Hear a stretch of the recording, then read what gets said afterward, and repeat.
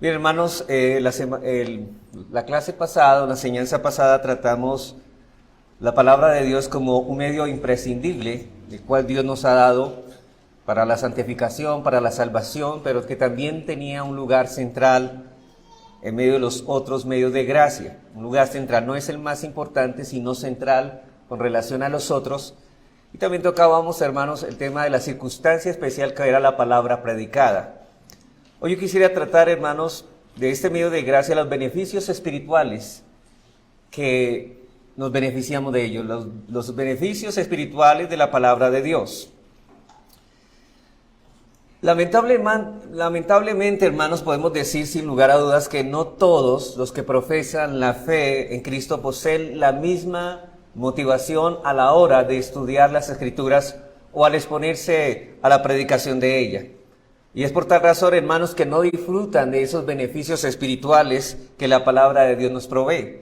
Una de las motivaciones con que ciertos profesantes se acercan a estudiar la palabra o la exposición de ella es la de satisfacer, hermanos, simplemente un sentimiento de curiosidad. Y otros lo hacen simplemente para aumentar su caudal de conocimiento, pero lo mismo ocurre con su orgullo. Generalmente aumentan su sentimiento de importancia propia y hacen que miren con cierto desdén, a su parecer, más ignorantes a otros que ellos. Otra motivación es satisfacer ese orgullo sectario y consideran que es un deber el estar bien versados en las doctrinas particulares de su denominación y por ello buscan asiduamente, hermanos, textos que en base apoyo a sus doctrinas, y aún otros son movidos a hacerlos con el propósito de poder discutir con éxito con aquellos que difieren de ellos. Encontramos múltiples motivos incorrectos. Pero en todos estos casos, hermanos, no hay ningún pensamiento sobre Dios, ni su gloria. No hay anhelo de edificación espiritual y por lo tanto no hay beneficio real para el alma cuando se hace con los motivos incorrectos, inapropiados. Ahora, la pregunta es, ¿en qué consiste entonces, pues, el beneficiarse verdaderamente de la palabra? ¿En qué consiste? Bueno, hay una cita bíblica del apóstol Pablo que está en la segunda epístola a Timoteo, en el capítulo 3, versículos 16 al 17. Y leemos allí que Pablo dice que toda la Escritura es inspirada por Dios y útil para enseñar, para redarguir, para corregir, para instruir en justicia, a fin de que el hombre de Dios sea perfecto y enteramente preparado para toda buena obra. Note que aquí no dice que las santas escrituras no son dadas para la gratificación intelectual o para la especulación carnal, sino para prepararnos para toda buena obra. Y nosotros entendemos, hermanos, que toda buena obra debe desembocar en la gloria de Dios. Desemboca o tiene como fin la gloria de Dios. Y para enseñarnos también, para corregirnos e instruirnos de tal manera, hermanos, que seamos edificados, que seamos capacitados para cumplir el propósito por el cual Dios nos ha traído por su redención. De modo que nuestra gran motivación al acercarnos, hermanos, a la palabra de Dios es la gloria de Dios y nuestro crecimiento espiritual en el conocimiento de Cristo.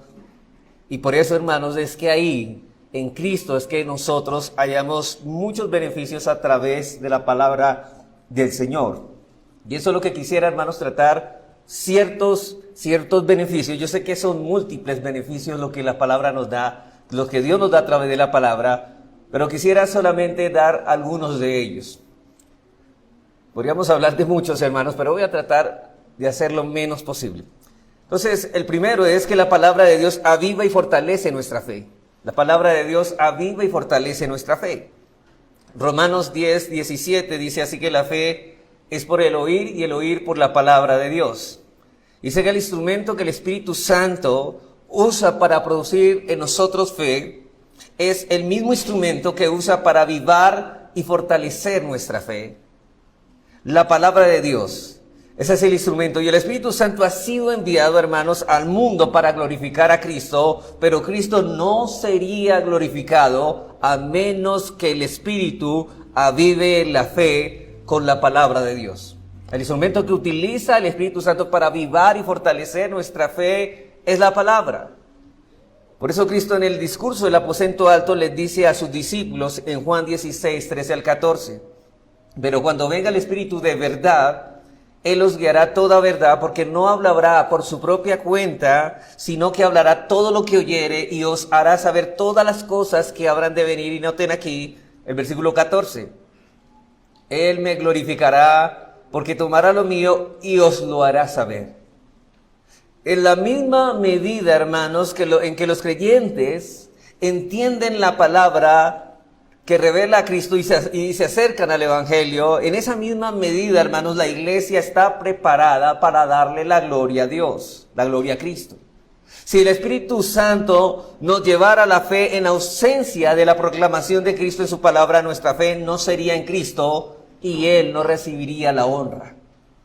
Esta es la razón por la cual el Espíritu vincula su ministerio de avivar y fortalecer nuestra fe con la palabra de Dios, que exalta a Cristo, y lo que significa que cuando vamos a la palabra de Cristo, nos ubicamos en el camino de la voluntad del Espíritu, de revelar a Cristo a nosotros y fortalecer nuestra fe.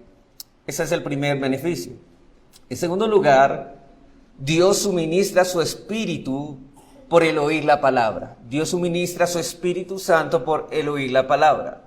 Dice Pablo en Gálatas 3:5, aquel pues que os suministra el Espíritu y hace maravillas entre vosotros, pregunta Pablo, ¿lo hace por las obras de la ley o por el oír con fe? Hermanos, la respuesta a esta pregunta obviamente es por el oír con fe. Y note que la palabra oír allí implica que hay palabras que se han dicho. Pablo ha predicado la palabra de Dios. Ahora él se las recuerda. Oír esa palabra con fe fue el medio por el cual le fue dado el Espíritu. Y el Espíritu viene inconscientemente antes de que confiemos en Él y así nos capacita para creer en la palabra de Dios. Y luego el Espíritu viene consciente en que esa respuesta a nuestra confianza en Él y nos da la experiencia consciente de su comunión a través de la palabra de Dios. Y es la palabra que Pablo llama en 1 Tesalonicenses 1:6 el gozo del Espíritu Santo. Yo sé, hermanos, que todos no fuimos conscientes cuando hubo la regeneración. Fuimos pasivos, pero después Dios obró y luego que obró, nosotros deseamos de Dios y fortalecemos esa fe que nos ha sido dada a través de la palabra. Y por eso ahorita tenemos gozo en el Espíritu. El Espíritu Santo da testimonio de que somos hijos de Dios y Él hace que conocer que Dios nos ama. Por eso dice en 1 Tesalonicenses 1:6, y vosotros viniste a ser imitadores de nosotros y del Señor, recibiendo la palabra en medio de gran tribulación con gozo del Espíritu Santo. Y esto sigue siendo una verdad incluso después de que somos cristianos y tenemos el Espíritu Santo en nosotros. Si deseamos más del Espíritu Santo de Dios, debemos escuchar más la palabra de Dios con fe. Debemos escuchar más sus promesas, ver la certidumbre de ellas al ser compradas con la sangre de Cristo, valorar su bondad y confiar en ellas. Esta es la forma en que el Señor nos proporciona más de su Espíritu. De hecho, el mandato que Pablo da en Efesios 5:18 al 19 dice, sed llenos ¿de qué? Del Espíritu Santo, hablando entre vosotros con salmos, con himnos y cánticos espirituales. Y noten que el paralelo que toca el apóstol Pablo en Colosenses 3:16 dice, intercambia la palabra sed llenos del Espíritu Santo porque por la palabra, que la palabra de Cristo more en abundancia en vosotros, enseñándoos y exhortándonos unos a otros en toda sabiduría, cantando con gracia en vuestros corazones al Señor, con salmos e himnos y cánticos espirituales. Así que ser llenos con la palabra de Cristo es ser llenos con el Espíritu de Cristo, es casi lo mismo, porque el Espíritu llega a donde se recibe la palabra por medio de la fe. En otras palabras, hermanos, no solo el primer acto de fe, que la salvación viene por oír con fe, sino que todos los subsiguientes actos de fe vienen por el oír con fe. Y como Dios proporciona su Espíritu a través de oír con fe, la plenitud del Espíritu viene por el continuo escuchar la palabra de Dios. Crecemos y cada vez, hermanos, nos llenamos más de Él. Y cuando el Espíritu Santo viene para dar honra a Cristo. Y lo que quiere decir es que viene para avivar el gozo en nuestro corazón para la gloria de Cristo. Deseamos glorificarle más a Él, y esto significa que la palabra de Dios nos ofrece más de lo que cualquier otra cosa en este mundo puede ofrecer. Pero en tercer lugar, hermanos, otra bendición, otro beneficio que recibimos de la palabra de Dios es que la palabra de Dios crea y sustenta nuestras vidas. Crea y sustenta nuestras vidas. Hemos sido regenerados, pero ahorita somos sustentados en esa nueva vida a través de la palabra.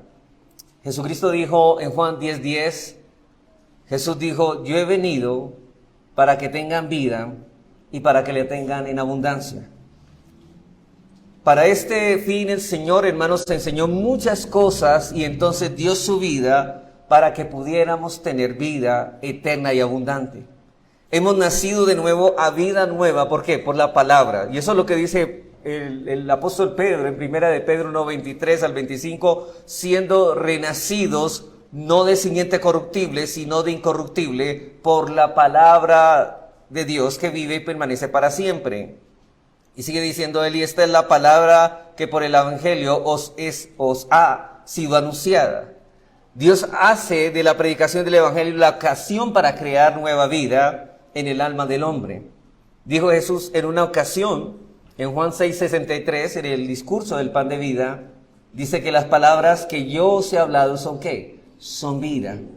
Por lo tanto, hermanos, cuando Jesús había terminado de registrar las palabras y los hechos, Jesús en su evangelio dijo en Juan 20:21, estas cosas se han escrito para que tengáis vida en mi nombre.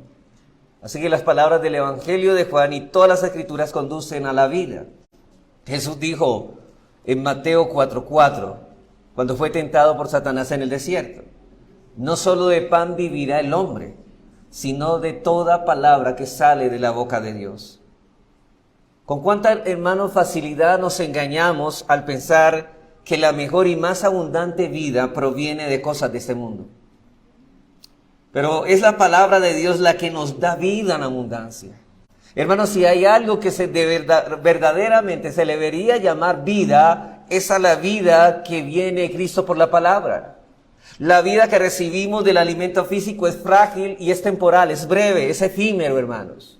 Pero la vida que Cristo nos ofrece a través de su palabra es vida eterna. Y la vida que obtenemos de la palabra es firme y dura para siempre.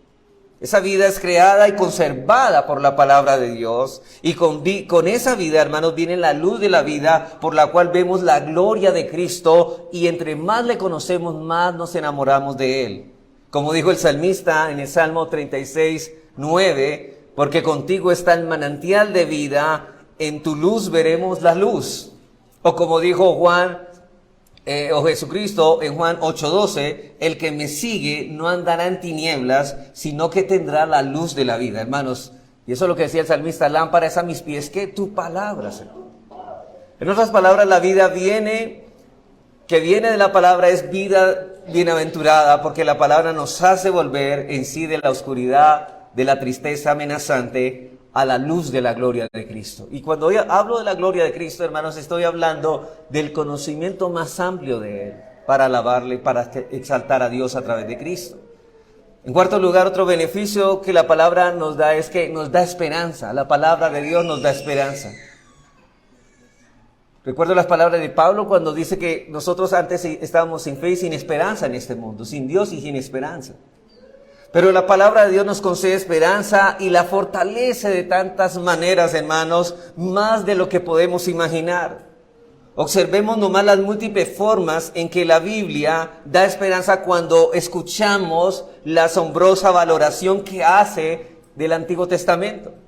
En Romanos 15:4 dice Pablo hablando de esto, dice: porque las cosas que se escribieron antes para nuestra enseñanza se escribieron. Sí, nos van a enseñar cosas del Antiguo Testamento a fin de que por la paciencia y la consolación de las Escrituras, noten esto, dice Pablo, tengamos esperanza.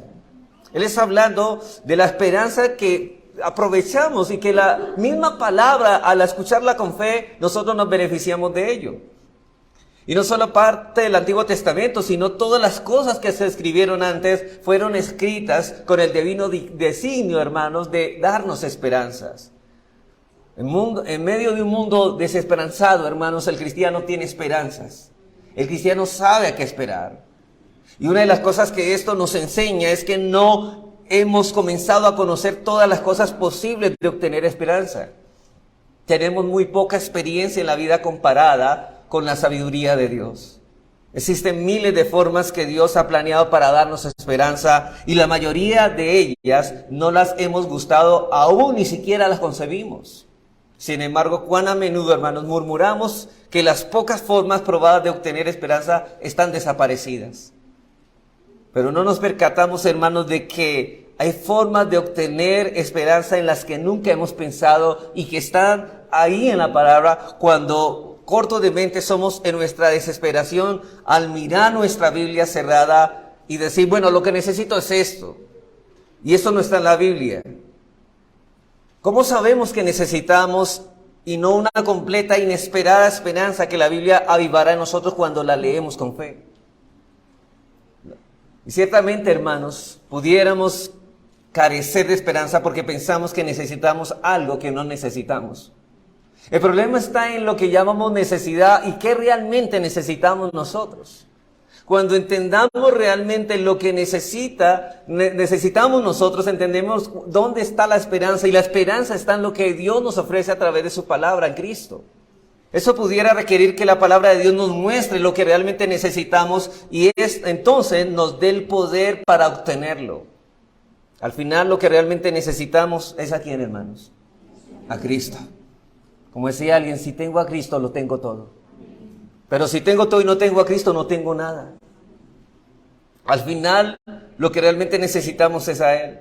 Él es la suma de todas nuestras esperanzas. Pablo elogia a los tesalonicenses, en Primera de Tesalonicenses 1:3, cuando él dice, por su constancia en la esperanza ¿de quién? En nuestro Señor Jesucristo. Él dice que nuestra esperanza bienaventurada es la manifestación gloriosa de nuestro gran Dios y Salvador Jesucristo. Esa es nuestra esperanza. Anhelamos el regreso de Cristo porque lo queremos a Él. Eso es lo que dice en Tito 2:13.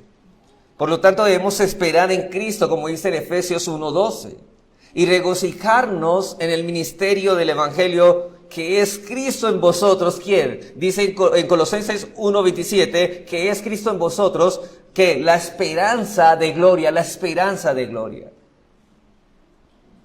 Y lo que necesitamos de la Biblia no es el cumplimiento de nuestros sueños, como hoy muchos enseñan. No, hermanos, sino que la gloria de Cristo, que todo lo satisface, absorba nuestros sueños. No siempre conocemos el camino más profundo del gozo, pero toda la Escritura es inspirada por Dios para llevarnos allá a la bienaventuranza y la dicha de estar con el ser que nos hace más feliz, Dios. Pero el quinto beneficio de la palabra de Dios es que nos lleva a la libertad del pecado. Nos lleva a la libertad del pecado. Hermanos, la Biblia nos lleva a la libertad del pecado al darnos el poder para vencer los efectos esclavizantes y destructivos del pecado. ¿Se acuerdan cuando Jesucristo dijo en Juan 8:32, conoceréis la verdad y la verdad os hará libre? La verdad de la palabra de Dios produce libertad en muchas formas y produce gozo en todas ellas. Pero Jesús señala en el versículo 34, de cierto digo que todo aquel que hace pecado, es esclavo del pecado. La libertad que el Señor tiene en mente, hermanos, es libertad de los efectos esclavizantes y destructivos del pecado. La verdad nos hace libre de esto, así que Jesús convierte esta verdad en una oración en Juan 17:17, santifícalos en tu verdad, tu palabra es verdad. Y santificar, hermanos, es también llevar a muerte al pecado que mora en nosotros. Es llevar a cabo la mortificación de todo lo que no se parece a quien debemos parecernos, a Cristo. Santificar significa hacer santo, libre de pecado, y la culpa por el pecado haría descender la ira de Dios sobre nosotros si la verdad del Evangelio no nos hiciera libres de la condenación mediante la sangre y la justicia de Cristo. Pero la palabra de Dios es el instrumento para hacer morir el pecado. La verdad nos hace libres. Para el gran teólogo John Owen, la cruz de Cristo era el mensaje central de la palabra de Dios y el poder que hace morir el pecado. Era la verdad principal y liberadora. Poner la mira aquí, dijo, es la vía principal para hacer morir el pecado, para la mortificación del pecado. Y lo hace, voy a mirar en algunos aspectos. ¿Cómo lo hace? Bueno, en primer lugar, esa liberación que hace la palabra de Dios en nosotros, lo hace primeramente redarguyéndonos o convenciéndonos de pecado. Esta primera misión es revelar nuestra corrupción, exponer nuestra bajeza, hacer notoria nuestra maldad. La vida moral de un hombre puede ser muy irreprochable con sus tratos con los demás, impecable, pero cuando el Espíritu Santo aplica la palabra a su corazón y a su conciencia, comienza a abrir sus ojos cegados por el pecado para ver su relación y actitud hacia Dios, y exclama como el profeta Isaías: ¡ay de mí que estoy muerto! Es así que toda alma verdaderamente salvada es llevada a comprender la necesidad de Cristo. Como decía alguien, la vida es corta, la muerte es segura. El pecado es la causa y Cristo es la cura. Eso es una realidad, hermanos. Porque los que están sanos, decía el Señor, no tienen necesidad de médicos, sino los enfermos. Sin embargo, no es hasta que el Espíritu Santo aplica la palabra con poder divino en que el individuo comprende y siente que está enfermo de muerte.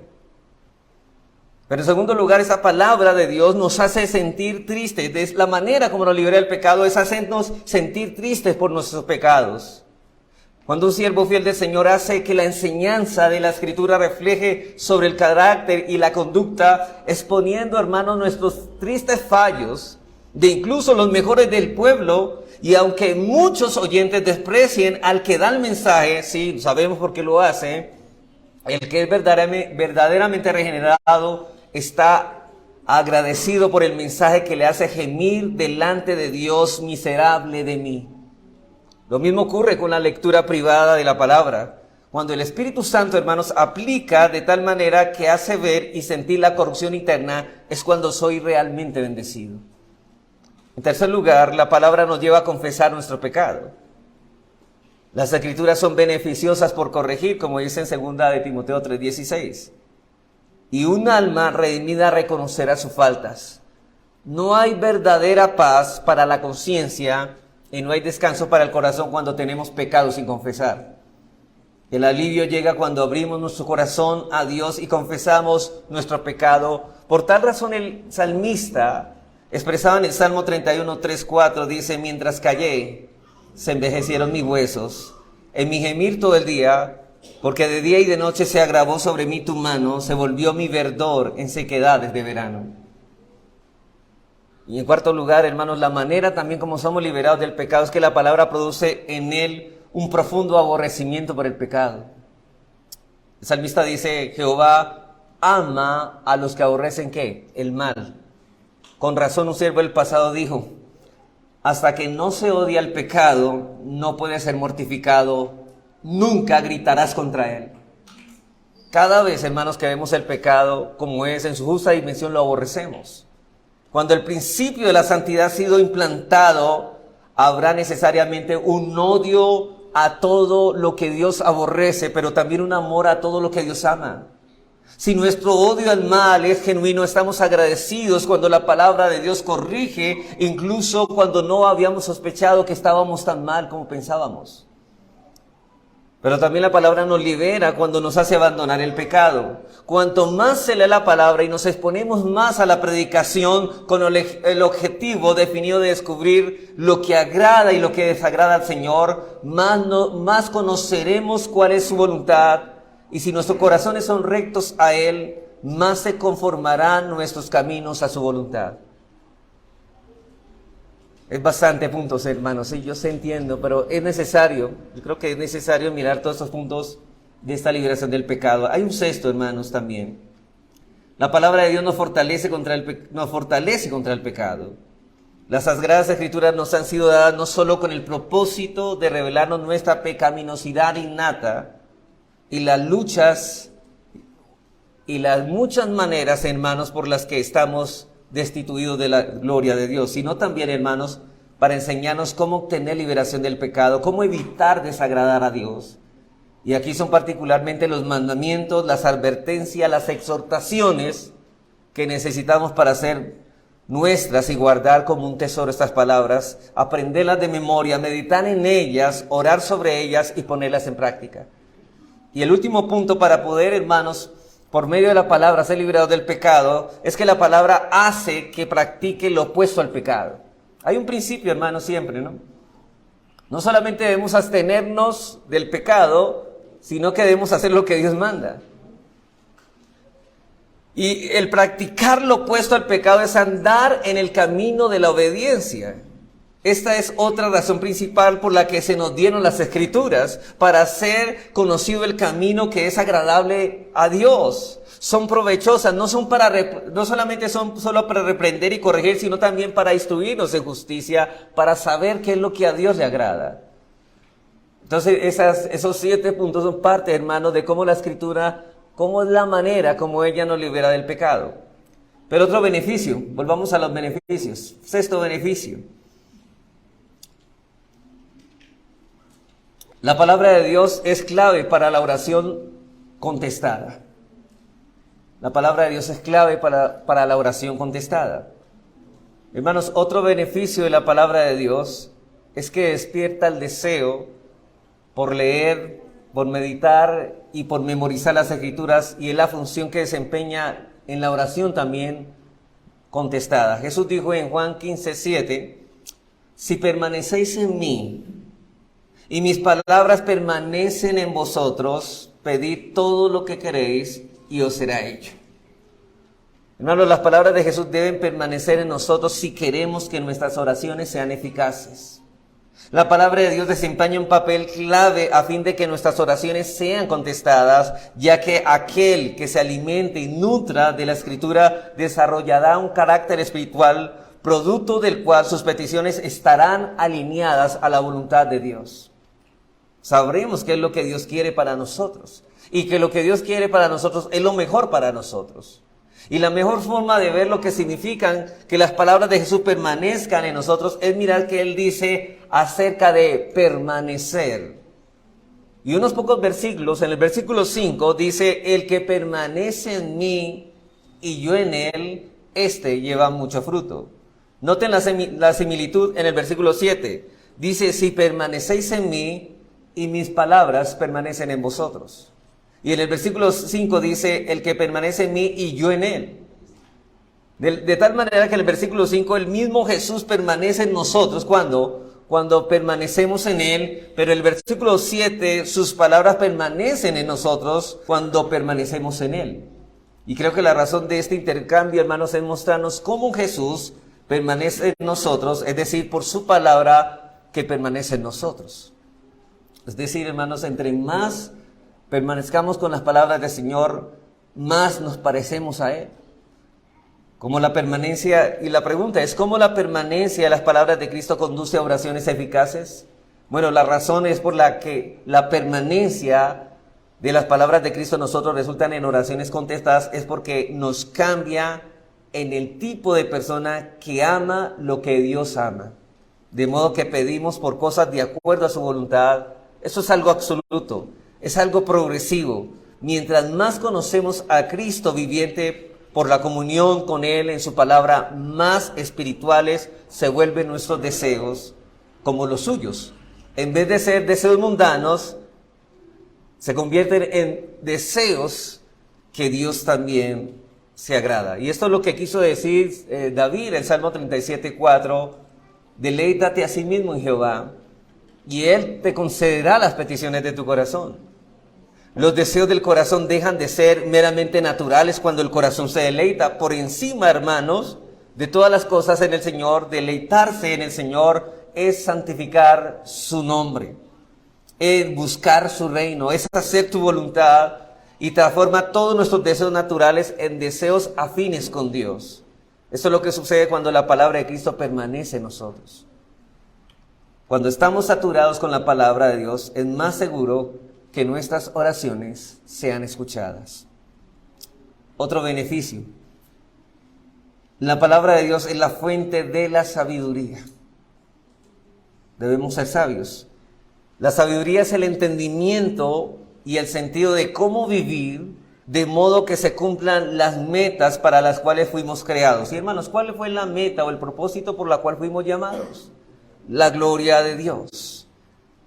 Pero también es el disfrutar de Él. Como glorificar a Dios implica deleitarse en Dios, y el bienestar del hombre implica comunicar nuestro disfrute en Dios. Por eso la sabiduría es el camino a un gozo profundo y duradero. Y esta sabiduría, hermanos, que produce gozo viene a través de la palabra. O sea, nos gozamos en la gloria de Dios. Debemos glorificar a Dios, pero nuestro gozo, nuestro deleite está precisamente en eso, en glorificar a Dios. ¿Cuándo nos sentimos realizados, gozosos? Cuando Dios está siendo glorificado en nosotros. Y Pablo dice en Colosenses 2:3 que en Cristo están escondidos los tesoros ¿de quién? De la sabiduría, del conocimiento. Así que su palabra de Él mora en nosotros, y con Él vienen todos los tesoros de la sabiduría, como dice Pablo en Colosenses. Y Pablo lo dice más directamente en Colosenses 3:16, dice que la palabra de Cristo more en abundancia en vosotros, enseñándoos y exhortándoos unos a otros en toda sabiduría. La palabra de Cristo trae sabiduría a nuestras vidas de modo que podamos ayudar a los demás a conocerla y a vivir en ella. Y uno de los retos con frecuencia que deberíamos presentar a las personas de nuestras iglesias, y es en especial, hermanos, que nosotros debemos encarnar la palabra, es que haga uno, hermanos, personas sabias en la palabra, que crezcamos en ella, que seamos profundamente sabios, que podamos vivir de acuerdo a ella y les comunique sabiduría que Dios les ha enseñado con los años. Que entre pasen los años, hermanos, veamos el progreso de nuestro crecimiento espiritual por la sabiduría que tenemos de Dios adquirido por la palabra de Dios. Y el gozo de dar y recibir ese tipo de regalo es grande. El gozo que viene por la palabra de Dios, y no hay gozo mejor del que nos da la sabiduría de Dios en nosotros. Otro beneficio, hermanos,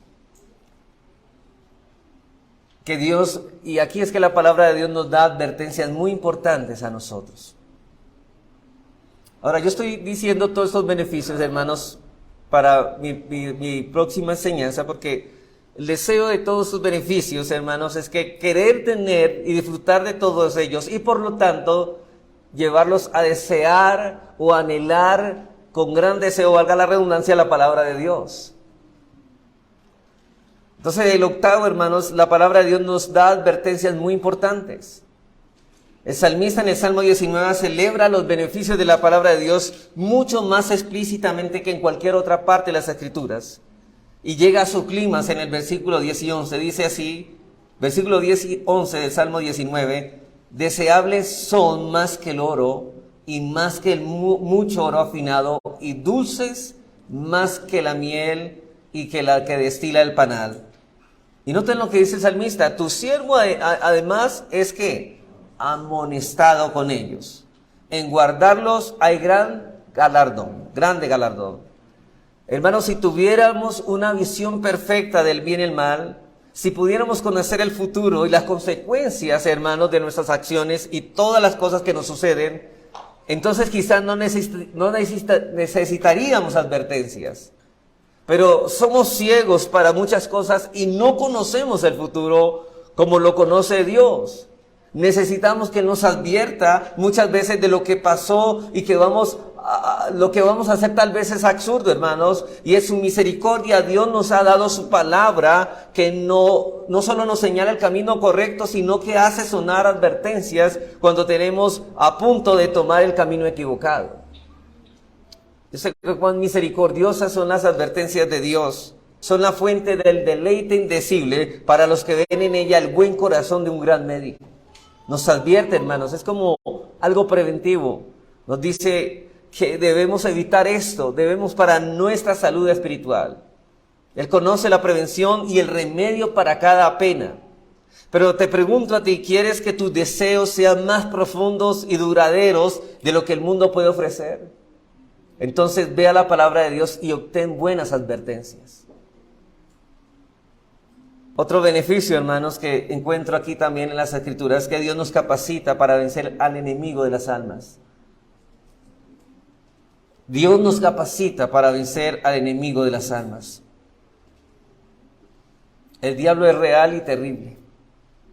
Es mucho más fuerte que nosotros. Y su propósito es destruir y derrotar. Jesús dijo en Juan 8:44, Él ha sido homicida desde el principio y no ha permanecido en la verdad, porque no hay verdad en Él. Cuando habla mentira, de suyo habla, porque es mentiroso y padre de mentiras. Pero sabemos, hermanos, que el enemigo ha sido definitivamente derrotado por la muerte y resurrección de nuestro Señor. Y la Biblia enseña que Cristo tomó forma humana, dice en Hebreos 2:14, para destruir por medio de la muerte al que tenía el imperio de la muerte, eso es al diablo. La destrucción fue definitiva, aunque no fue la destrucción final. Y debido a la sangre de Cristo que derramó por nuestros pecados, el diablo no puede destruir a los que están en Cristo. Y la razón es por sus acusaciones, ya no tiene ninguna validez ante nosotros, hermanos, ninguna condenación hay para los que están en Cristo. La cruz ganó el perdón completo, y por lo tanto el diablo solo puede matarnos, pero no condenarnos. Ya que ninguna, como decía Pablo en Romanos 8:1, ninguna condenación hay para ustedes, los que están en Cristo. El diablo es vencido, hermanos, cada vez que intenta devorar la fe de los creyentes. Pero esta victoria es por Cristo, por la sangre de Cristo y la palabra de Dios. Juan, que conocía muy bien las obras del diablo, dijo en su primera epístola, en el capítulo 2, versículo 14, dice: Os he escrito a vosotros jóvenes, porque sois fuertes, y la palabra de Dios permanece en vosotros, y noten esto, y habéis vencido al enemigo. ¿Por qué? Por medio de la palabra. La palabra de Dios es el poder que derrota al diablo. Así sucedió con Jesús en el desierto. Ante cada tentación que el diablo le lanzó, él citó las Escrituras: escrito está. Una y otra vez en Mateo 4:4, en Mateo 4:7 y en Mateo 4:10. Si Jesús era el mismo, la palabra de Dios, y podía ordenar a los demonios que le obedecieran, como dice Marcos 1:27, y con todo dependió de las Escrituras para librarse de las tentaciones del diablo, entonces debemos nosotros también hacer lo mismo. Por eso dice Pablo en Efesios 6:16, sobre todo cuando habla de la batalla espiritual que tenemos, dice: sobre todo tomad el escudo de la fe, con que podáis apagar todos los dardos del fuego del enemigo. Así que por medio de la fe, hermanos, vencemos al diablo, al cual resistid firmes en la fe, como dice Pedro en 1 de Pedro 5:9. Pero ¿fe en qué, hermanos? Ese es el punto. Porque muchas personas tienen fe en lo que ellos piensan que deben tener. Pero no es una fe, hermanos, que se apoya sobre cosas subjetivas, sino en lo que Dios dice en su palabra, es en la palabra de Dios. En la promesa de Dios. Es por eso que Pablo instruye a Timoteo en 2 de Timoteo 2:24 al 26, y le dice que el siervo del Señor no debe ser contencioso, sino apto para enseñar. Y más adelante dice que con mansedumbre corrija a los que se oponen, por si quizá Dios les conceda que se arrepientan para conocer la verdad. Y noten esto: y conociendo la verdad, escapen del lazo del diablo en que se halla cautivos a voluntad de él. O sea que la enseñanza, hermanos, es el instrumento más común que Dios usa para liberar del lazo del diablo. ¿Y enseñar qué? El conocimiento de la verdad, la palabra de Dios. Por tanto, hermanos, si queremos poder sobre el diablo y queremos escapar del lazo de su engaño y de la destrucción de la fe, entonces haga lo que hizo Jesús, lo que han hecho todos los santos vencedores: atesore la palabra de Dios y esgrímala, hermanos, con la espada contra sus enemigos. Pero por último, hermanos, el último beneficio, yo sé que hay muchos más, pero hermanos, estos son suficientes, y es que la palabra de Dios es la fuente inagotable de gozo, o la fuente de gozo perdurable. La palabra de Dios es la fuente de gozo perdurable. Voy a leer lo que dice el Salmo 1, de los primeros 3 versículos. Dice: bienaventurado el varón que no anduvo en consejo de malos. Note que él rechaza el consejo de los malos, ni estuvo en camino de pecadores, ni en silla de escarnecedores se ha sentado, sino que en la ley de Jehová está su delicia, y en su ley medita de día y de noche. Será como árbol plantado junto a corrientes de agua, que da su fruto en su tiempo, y su hoja no cae, y todo lo que hace prosperará. El hombre sabio y santo se apartará del consejo de los malos, con todas sus promesas de placer, porque el mundo ofrece un placer, pero él encuentra el placer y el deleite no en el consejo del mundo, ni el de su propio corazón, que es engañoso, sino en la ley de Jehová está su delicia. Y los que aman la palabra de Dios alaban el valor inapreciable de la Biblia y el placer que ella trae. Dicen que sobrepasa todas las cosas terrenales más valiosas, como el oro y la plata, hermanos. Imagínense, hermano, por un momento, cuando yo hablo de eso, imagínense que Dios nos dijera, eso es un ejemplo, hermanos. Dios te dijera a ti: mira, te voy a dar todo lo que quieras, pero te voy a quitar mi palabra, te voy a quitar la Biblia. Yo sé que eso suena para nosotros como cristianos una pesadilla. Eso no puede ser, hermanos, que nos falte todo menos la palabra del Señor. Y eso es lo que está diciendo aquí, hermanos nuestros. Nosotros encontramos que la palabra de Dios, hermanos, es porque es el todo en el sentido de que el Señor es presentado y revelado ahí. Los que aman la palabra de Dios alaban el valor inapreciable de la Biblia. Sobrepasa todas las cosas de este mundo. Y hermanos, pero tristemente, a veces en la práctica no parece así, ¿cierto? Que me falte todo menos la palabra.